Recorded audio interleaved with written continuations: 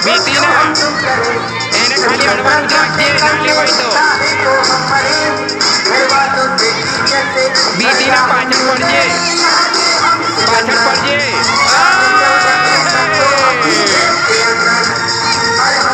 જો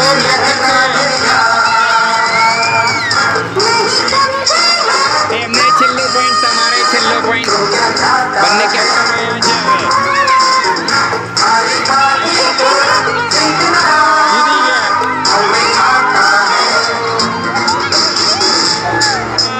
બે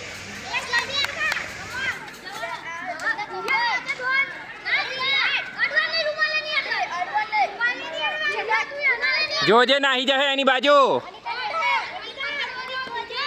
ની દોડવાનું રાખજો છેક સુધી પાટા સુધી જીતી ગયા ચાલો છોકરીઓ જીતી ગઈ ફરી યાર